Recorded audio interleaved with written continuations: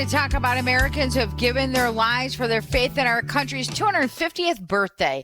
To talk with us about that is our next guest and returning guest of Epiphany, Brian O'Neill, talking about 150 North American martyrs you should know. Brian, welcome back to Epiphany. Hey, thank you, Vanessa, for having me. So what a great topic and perfect timing, and 150 North American martyrs you should know. So let's first talk about, Brian, what inspired you to write this latest book? It was knowing that people, American Catholics specifically, know virtually nothing about the people who have been martyred on what is now American soil, or those who have gone overseas or to other countries and been martyred for the faith there. And they also knew virtually nothing about the history of Catholicism in America. We believe, for instance, that that Maryland was established as the Catholic colony, which isn't true. It was established as the colony with freedom of religion for Jews and anyone who professed Christ. But so many Protestants moved there that Catholics became worse than second-class citizens. Most people don't know about that. Most people don't know that the first person, we talk about the North American martyrs and we think of St. Isaac Jogues and people like this. They were martyred in 1642. The first person martyred for the faith on what is now U.S. soil was martyred in 1542 and right near the Kansas border with Nebraska. We think that the American Revolution was no representation without, or no taxation without representation, or we might know about the Stamp Act. What we don't know about is the Quebec Act. And if you're like me, before I started writing this book, I knew nothing about the Quebec Act, but it was what absorbed Quebec into the British Empire, and it said that French Catholics who were living in Quebec had total freedom of religion. They could do processions, they could speak out in public about the faith, and this infuriated American colonists because they said, look, the king is becoming a papist. He's giving into the Catholic Church. And it was a huge, huge deal and a factor in the revolution. So I wanted people to know about these things. And hopefully by reading 150 North American martyrs you should know, they will be able to know those. So tell us, what did the research entail for you, Brian O'Neill, in this latest book that you have written about 150 North American martyrs? Actually, that was the number the publisher picked. It's actually over 300 people. But the research entailed writing to libraries, getting copies of things from old journals that exist in very few places, going to college libraries, and of course there was a lot of stuff online, and there were things in French and Spanish that I had to get translated. So there was a lot of work that went into it.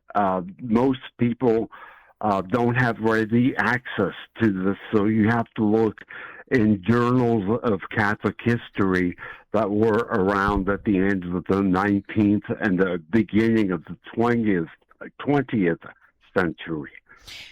So, Brian, what will Americans get from reading this book, whether they're Catholic, Protestant, or simply interested in the nation's history? What will they take away from the book? They'll have a deeper understanding of some of the things that went into making this country. And also, they'll have a better understanding of, not only some of our glorious moments, but some of the moments that that of which we should not be proud. They'll learn about the nativist movement, which caused the burning of convents and killing of Catholics who are now nameless, unfortunately, on the street. We think about the shameful moments of our nation's history, and people would automatically say the way we treated Native Americans, or slavery, or Jim Crow laws, or things like this. Up until John F. Kennedy became president and made Catholic cool, or at least being all right, there was no love lost for Catholics by most Americans. They thought that we were beholden to a foreign power, namely the Pope, because back then the Pope ruled the papal states.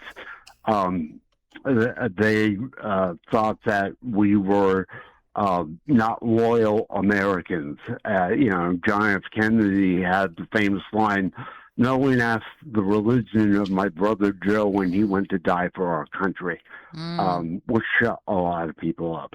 They're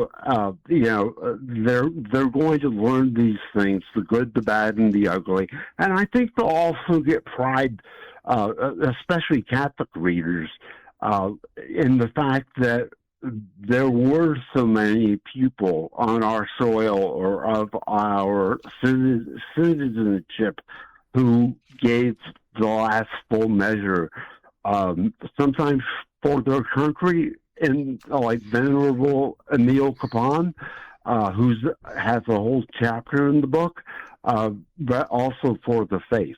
And it's going to be people, most of them have never heard of, but they'll know their stories and why they're important to the history of America in this great 250th anniversary that we have. We're talking with Brian O'Neill about his latest book, 150 North American Martyrs You Should Know, as we celebrate the nation's 250th birthday. What is the most surprising things readers will discover in the book, Brian? That, we've had martyrs up until fairly recently. So, for instance, in 1981, I think it was, Blessed Stanley Rosler was martyred for the faith down in Guatemala. Not too long thereafter, Blessed James Miller was. We've had people killed by the KKK for being Catholic and their faith. That we had a priest in Denver, Colorado, murdered at the altar rail in the early 1900s by an anarchist who didn't care that he was killing this priest. He just wanted to kill a priest. There is a long-held story that George Washington died a Catholic. And that the evidence for this was destroyed by people who were Protestant and embarrassed by this fact. And the story of that, the arguments for that are an appendix in the book. And they'll see, I put in the very back of the book a calendar, if you will, of people who died for the faith on U.S. soil, or Americans who died overseas, such as Servant of God Bishop Francis Ford. Each of their dates from January through December of their dates of death, so their feast days, if you will, are listed there. And people can commemorate these folks as they are as they go through the year. And who knows, maybe one of these days those people will be made saints themselves. We're talking here today on Epiphany to Brian O'Neill's with us, and his latest book out just in time for our nation's 250th anniversary as we celebrate 250 years of independence, 150 North American martyrs you should know. As we celebrate this milestone of our nation, what are some of the things important? What are some important things Americans should know about the nation's history, particularly as Catholics read the book? Sure. So, for instance, and I've been to this church in just west of Philadelphia, and just in the very edge of the western border of the Archdiocese of Philadelphia. Is a church that was made to look like a Quaker meeting house. And that was done so that their Quaker neighbors who took offense to the Catholic faith would not, have even more reasons to find umbrage with Catholicism. It was done to be subtle and blend in with the buildings around there. There's a church in Philadelphia that you have to know where it is to get to it because it was purposely hidden.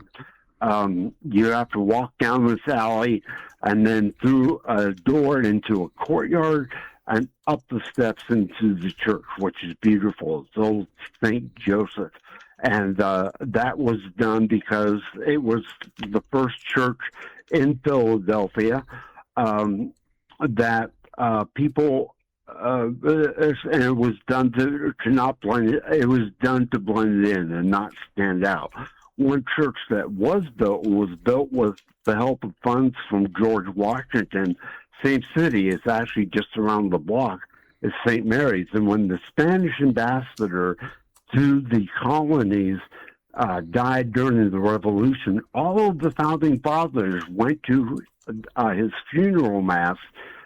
He's still buried there, and except for one, Dr. Benjamin Rush, and it's because he was so anti-Catholic as a staunch Presbyterian that his principles would not allow him to attend, even though this ambassador had done great things for the nation.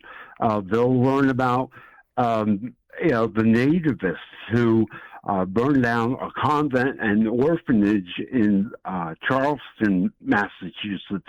Thankfully, no one died, but it was burnt to the ground. St. Augustine Church in Philadelphia was burnt to the ground. In New Jersey, there were riots against Catholics because Catholics wouldn't send their kids to public schools, and the reason was that if you were Catholic, you couldn't read. The church wouldn't allow you to read the King James Bible, and the King James Bible was taught in schools. They'll learn about a woman who was hung because they thought she was a witch. And the reason they thought she was a witch is that she could recite all of the, the devil can't recite the Our Father, was the belief.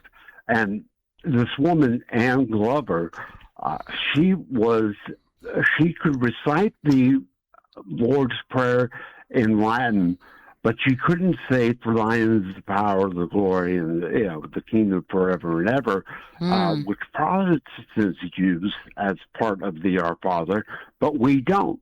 And she couldn't recite it because she had never been taught it. So because she couldn't recite the entire thing, she was hung as a witch.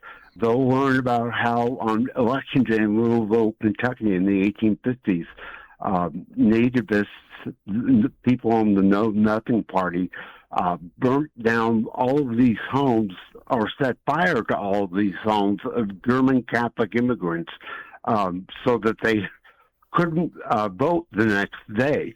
And as people came out of their burning homes, they were shot or hacked to death. So, we can't imagine not being able to go to Mass or to have to go to Mass in some place that's hidden not to look like a church. that was the reality of our forefathers and mothers in the faith prior to a long time. Just one last example. People in West Virginia, it was split pretty evenly between Republicans and Democrats, but they always voted for the Democrat candidate for president, except for one time, and that was in 1928 when Catholic mayor of New York City, Al Smith, ran, and then they voted overwhelmingly for Herbert Hoover. And so the book talks about that. It also talks about the people martyred by communists, the people martyred, like I said, by the KKK, people martyred by people in Texas who just did not like Catholic priests and whatnot. It sounds like kind of a downer as I listen to myself explain it, but the blood of martyrs is the seed of the faith. Now Catholicism is the largest representation of Christians in the country. So, what these people did for the faith on Americans and Canadian soil, because there's some Canadian stories in there as well, is remarkable and has had a positive effect in the end, because God brings good out of anything. Brian, who published the book? It was originally published by Scepter Press, but then Dynamic Catholic, Matthew Kelly's publishing publishing arm, Okay. and it's also called Beacon Press. They're the ones that now, so if you go to dynamiccatholic.com, you'll be able to find the book there, as well as Catholic bookstores and, the normal online outlets. So we also have it available at AveMariaRadio.net. We have about less than a minute with you here, Brian. Any last words before we let you go? Yeah, please, on this 250th anniversary, even if you don't buy this book, do some research on the history of the church in the U.S., because it really is remarkable. Like that first martyr I talked about, Father Juan Padilla, his story is in there. The Georgia, Florida, and Virginia martyrs are all in there, and why they died for the faith and how that happened. They're remarkable stories that everyone should just be able to roll out their tongue if you're an American Catholic. Thank you so much. It was a pleasure having you back on Epiphany and sharing this wonderful book with us here today. Brian O'Neill, 150 North American Martyrs You Should Know. Thanks for being with us. God bless you, and happy 4th of July. God bless you, then. Happy 4th to you. Bye-bye. Bye-bye. We got to take a break. We're going to wrap it up after the break.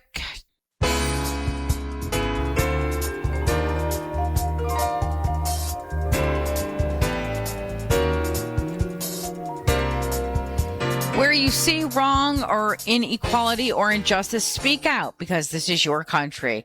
This is your democracy. Make it, protect it, and pass it on. Those are the words from Thurgood Marshall as we celebrate our nation's 250 years as an independent nation. Happy birthday to America as we head to July 4th. And thanks for our guest for joining us here today on Epiphany, the very talented and wonderful Sarah Kroger with us here today. And she's going to be performing at Rising from the Ashes Revival, July 22nd. Tickets are available. You can go to Rising from the Ashes website and get your tickets today. We will be there, Ave Maria Radio. Very excited about that. Sarah Kroger, the talented Nashville-based Catholic worship leader and songwriter who's released 5 albums and working on a 6th album, and who will be performing with Matt Maher this December, I believe, at the Cathedral. And I plan to get tickets. Brian O'Neill, thank you so much. 150 North American Martyrs You Should Know, available at AveMariaRadio.net in our bookstore. He's a writer, editor, and publicist living in Lansing, Michigan with his wife. He's written 3 books, all from Servant Press, and his latest, 150 North American Martyrs You Should Know, and available at AveMariaRadio.net. Tomorrow is First Friday. That means Daniel Malloy will be with us from Detroit Catholic, sharing with us all the wonderful stories that they are covering for the Archdiocese of Detroit, and there's a ton we are going to get through. DetroitCatholic.com. We'll be talking to Daniel Malloy tomorrow, reporter for Detroit Catholic. And Michael Murray, first-time guest of Epiphany. He's a regional director of Gift and Estate Planning, Office of Gift and Estate Planning at Hillsdale College. Now, I recently met him at the retirement party of Monsignor Tim Hogan, who I met at St. Fabian Catholic School. We'll be talking with him because he served in our armed forces, and we'll be talking with him about his military experience, where he met Monsignor Tim Hogan, his advice on leadership and serving our country. And we thank him for his service, as we thank all the men and women who have served the United States Armed Forces. And we pray for the souls who have passed on, those who have lost their life serving our great nation. We pray for the family members, and we continue to pray for our country, our independence, and thank God for our freedoms. As I said it earlier, and we all know this, we are one nation under God. We are founded by Judeo-Christian beliefs. Let's continue for our leaders and for this great nation, for peace in every aspect, every level of government, and that they do what is right and what is just always. Don't forget to connect, communicate, and collaborate with your Catholic community. We are your local Catholic radio station. Don't go away. Coming up next is Dr. Ray.